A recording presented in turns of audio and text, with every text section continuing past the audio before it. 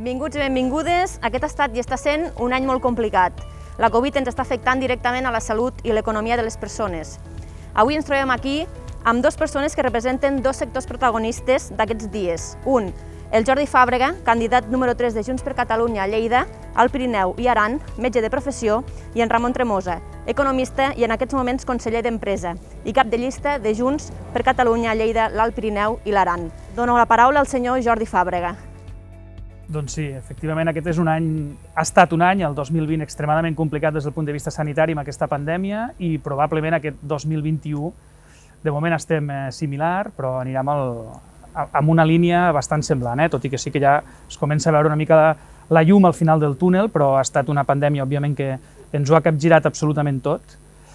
Malauradament, doncs, una xifra de morts molt elevada a nivell de Catalunya, a nivell d'Espanya, a nivell del món, és una pandèmia global, per tant, algo que no esperàvem i que sobretot la primera onada ens va obligar a tancar-nos. L'única manera de poder vèncer aquest virus nou va ser tancar-nos tots a casa per intentar que el virus no circulés, però en unes circumstàncies, a Catalunya, amb les UCIs completament saturades. Recordem que vam arribar a la primera onada fins a més de 1.500 UCIs ocupades, quan, abans de començar aquesta pandèmia, el sistema sanitari català disposava de 600 UCIs, és a dir, que vam haver de més de doblar les UCIs amb una quantitat de morts, ara que estem ja amb aquests 19.000 morts. Justament aquí a Lleida, precisament, ara estem a la quarta onada, aquí a Lleida, a la resta de Catalunya estem a la tercera onada, però aquí a Lleida és a la quarta onada, i sí que és veritat que durant aquesta segona, tercera i quarta onada no han tingut la intensitat de la primera, però Déu-n'hi-do també. La primera ens va obligar a tancar-nos a tots, amb el que això va comportar a tots els nivells, i a més el sistema sanitari ho va tindre que afrontar amb les dificultats i reinventant-se, complicant, i ara hem d'intentar no tornar-nos a tancar, i és veritat que tenim més mitjans, tenim moltes més proves PCR, tenim test d'antigen, tenim la manera de fer el rastreig i de controlar aquests positius per intentar-los que haguem de confinar amb ells i no a la resta, i poder mantenir una mica tota aquesta activitat. I sobretot mentre esperem que la vacuna vagi fent el seu efecte i una vegada tinguem a la gent immunitzada, sigui perquè ha passat la malaltia o sigui per la vacuna, ja podrem començar a respirar una mica millor. Però certament és una crisi sanitària que ha desembocat a una crisi econòmica, a una crisi social, perquè això ha augmentat les desigualtats socials, i fins i tot jo també diria a una crisi psicològica, perquè la gent està molt cansada. I tot això que econòmicament la gent va poder aguantar aquests primers 2 o 3 mesos de tancament global, ara la gent ja s'ha quedat sense aquesta motxilla econòmica, els autònoms estan patint molt, i econòmicament és molt més difícil, i s'ha d'intentar buscar aquest difícil equilibri entre la salut i l'economia. Com ho veus, Ramon? Sí, és a dir, mai abans a la història de la humanitat hi havia hagut una crisi simultània a tots els continents. Perquè la crisi del 2010, la crisi del petroli, anava primer a Amèrica, després a Europa, llavors quan entrava a Àsia, Amèrica ja sortia de la crisi, per tant, el creixement global es anava compensant. Ara, en pocs mesos, va tancar tot el món. Vam haver de fer una solució medieval, de tancar-se a casa i reduir els contactes, deixar només els sectors essencials. Hem descobert l'agricultura, la importància del sector agroalimentari d'un país, i això és bo per les terres de Lleida, dins de Catalunya, i per tant la crisi ha sigut d'una intensitat que duplica la del 2008, 2010, 2012, i que és la més important des de la Segona Guerra Mundial a tot el món. Per tant, estem en una situació mai vista, però hi ha una notícia positiva, i és que els bancs centrals de tot el món han reaccionat molt ràpidament, coordinadament, i fent unes injeccions massives de liquiditat que han evitat que aquesta caiguda del PIB del 12, 15, 20% no hagi derivat en corralitos bancaris, en violència social, amb hiperinflacions, amb pobresa massiva de les classes mitjanes i populars. Per tant, esperem que la vacuna arribi ben aviat i que ens permeti recuperar la normalitat, que els avions es puguin omplir, les fires i congressos, els restaurants amb normalitat, els teatres, el comerç, les vacances tan importants, la mobilitat, perquè Catalunya en els últims 10 anys s'ha fet molt forta, internacionalitzant la seva economia, augmentant les seves exportacions, hem crescut cap a Europa i cap al món, i clar, aquest tancament que ens ha obligat la Covid doncs, ha perjudicat els sectors més oberts de l'economia catalana. I tu creus que si van venint futures onades haurem de hi ha maneres diferents de gestionar la crisi sanitària? Jo crec que ho has dit molt bé, hem hagut de fer una solució medieval que és tancar-nos tots a casa. I és veritat, en aquell moment no hi havia més remei que tancar-nos tots a casa perquè no sabies com circulava el virus. Jo crec que ara mateix, i de fet mirant el que estan fent altres països, nosaltres podríem estar fent coses diferents que ens permetrien fer un control diferent d'això. Hi ha dues opcions, o ens tanquem tots a casa i llavors el virus no circula, tots és impossible perquè sempre hi ha els serveis essencials, o tanquem els positius i els contactes dels positius, només els positius i només els contactes dels positius. Però per fer això els hem de diagnosticar. Llavors aquí és veritat que ara s'està fent un increment de testos, però hi ha moltíssimes més possibilitats per fer testos, perquè això només és fent testos, i testos d'antígen o siguin PCRs, i es pot implicar molts més actors del sistema sanitari. Hi ha països que les farmàcies estan fent testos, hi ha països que les mateixes empreses estan fent testos. Hi ha molta més manera d'aconseguir aquest test.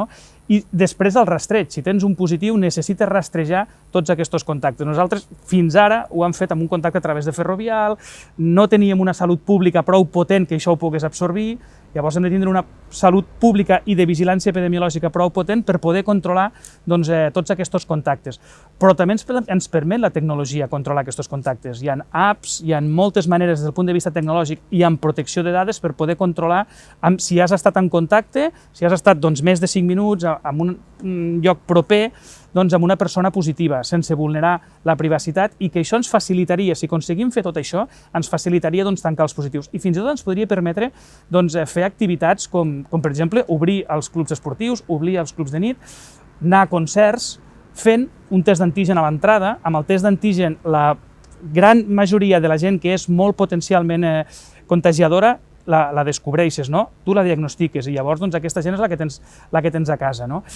Hi ha un altre tema important, que és no podem aplicar les mateixes mesures pensades des de Barcelona, pensades des de la metròpoli per tot el territori. El 80% del territori és rural, amb molt poca gent o amb menys densitat de població. Per tant, aquestes mesures, quan no hi hagi més remei que aplicar aquestes mesures s'han d'aplicar territorialitzades, tenint en compte, òbviament, les dades sanitàries, i quan aquestes empitjoren hi han d'haver mesures més estrictes, però també les dades demogràfiques. No és el mateix les Terres de Lleida o el Pirineu amb 12 habitants per quilòmetre quadrat que, per exemple, la zona metropolitana amb 16.000 habitants per quilòmetre quadrat. Per tant, aquestes mesures han de ser diferents, hem d'incrementar molt el tema del testeig, del diagnòstic i de l'aïllament dels positius, hem de fer aquestes mesures territorialitzades i hem de vacunar.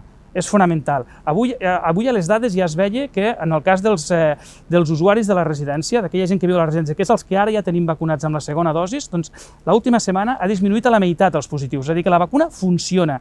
Per tant, hem d'aconseguir vacunar com està fent Israel, que està vacunant a tota la població d'una manera molt activa. Si aconseguíssim vacunar tota la gent gran i arribéssim a l'estiu amb tota la gent gran vacunada, la cosa canviaria molt, perquè recordem que la mortalitat, sobretot, és a nivell de la gent gran.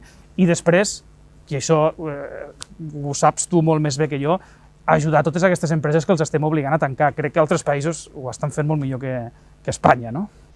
Sí, malauradament, Espanya torna a liderar rànquings negatius, és un dels pitjors països del món en mortalitat a milió per habitant, morts per milió d'habitants, i també en caiguda del PIB, i fins i tot el Banc d'Espanya, ja a l'agost de l'any 2020, de l'any passat, ja va fer un comunicat molt crític dient que l'estat espanyol no està ajudant a les empreses, l'estat espanyol no està perdonant impostos, rebaixant impostos, ajornant impostos a les pimes i als autònoms, l'estat espanyol no està injectant capital a les empreses com estan fent els països avançats, que a més, clar, diguem-ne, això ho podria fer l'estat espanyol, perquè el Banc Central Europeu ha dit podeu imprimir deute que us el comprarem al 0% d'interès sense límit de quantitat. I ha posat a disposició dels estats unes línies de crèdit que Espanya no fa servir, com és el fons del MEDE. El president Torra va dir a Espanya, demana l'1 de juliol, ja li va dir a l'estiu, per totes les autonomies, per finançar despesa sanitària, per tenir més recursos a les autonomies. No li van fer cas des de Madrid, el PSOE no va voler, i clar, malauradament Espanya torna a liderar tots els rànquings negatius. Què hem fet des del govern de la Generalitat? Tota la tresoreria que teníem, tant a la tardor passada com ara al mes de gener, l'hem posat a disposició de pimes i autònoms. Són uns 1.500 milions d'euros en aquests 4 mesos, que s'han repartit de manera universal en els autònoms més castigats per la caiguda de facturació i en aquells sectors que per decisió de l'autoritat sanitària hem hagut de tancar, ja siguin restaurants i bars, comerços, sector turístic, oci nocturn, sales de joc infantil. Per tant, i és una llàstima perquè aquests diners els haguéssim pogut dedicar a infraestructures, a universitats, a recerca, i que haurien anat molt bé, no? Però entenem que quan les vacunes arribin a més i més població, baixaran els contagiats, baixaran els hospitalitzats, traurem pressió al sistema sanitari, podrem reobrir la nostra vida, haurem de portar mascareta encara molt de temps, però ja podrem anar a les classes, a les aules, als teatres, als cinemes, podrem reomplir els avions, la fira que torni a començar, les fires de Catalunya, els viatges de turisme, els negocis, els restaurants. Per tant, esperem en pocs mesos recuperar bona part de la normalitat que teníem, i per això és molt important que hi hagi la mínima mortalitat empresarial, de reduir aquests sectors que estan a la UCI econòmica, perquè estan parcialment o totalment tancats, els hem d'assistir, diguem-ne, el nostre plasma és la liquiditat que donem des del govern, no? I per tant, és una llàstima que Espanya assisteixi amb indiferència total al patiment de pimes i autònoms i que desenes de milers d'empreses tanquin amb el govern espanyol sense fer res. I encara pitjor, l'any 2020 van augmentar la quota dels autònoms, que és de les més altes d'Europa, amb efectes retroactius de l'1 de gener. I ho va fer el govern de PSOE i Podemos, autoanomenat el més progressista de la història. Per tant, un autèntic desastre. Sí, però sí que és veritat que el que ha posat de manifest aquesta pandèmia és que no teníem la sanitat que nosaltres ens pensàvem que teníem. Fa molt temps que anàvem presumint de tenir la millor sanitat d'Europa, i és veritat que a partir dels anys 80, amb la LOS, es va crear un sistema de salut sanitari català que ha estat molt potent, que ha estat referència a nivell d'Europa, però que en els últims anys, i sobretot per aquest infrafinançament crònic, aquests 16.000 milions de dèficit fiscal que no tenim i que no podem aplicar a Catalunya, aquest sistema ha anat baixant.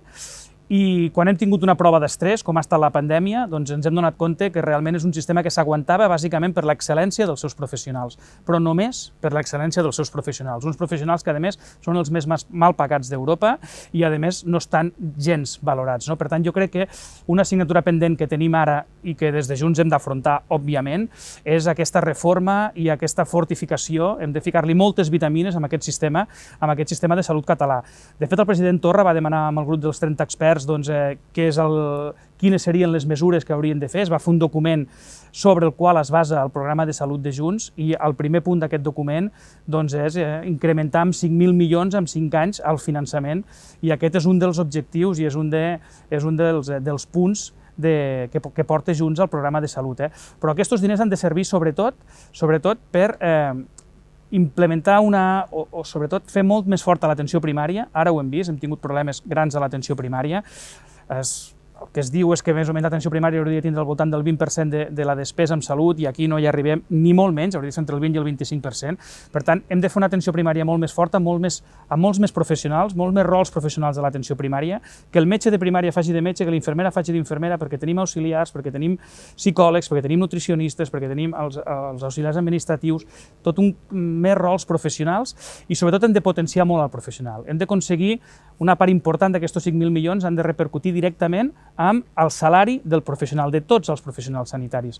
També hem de reconèixer molt la infermeria que tenim, i hem de potenciar molt, una de les coses que hem vist, no teníem una agència de salut pública en condicions, per tant hem de fer una agència de salut pública i vigilància epidemiològica per quan ens torni a vindre una pandèmia, perquè en vindran més, perquè això probablement hi haurà més i que ho tinguem fort.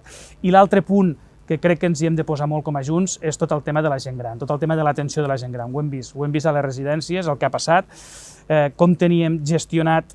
A més, jo crec que és un error clarament que tot el tema de polítiques socials pengessin del Departament de Treball. Això ha estat un hàndicap i les coses s'han de reconèixer, i crec que hem de tractar-ho diferent.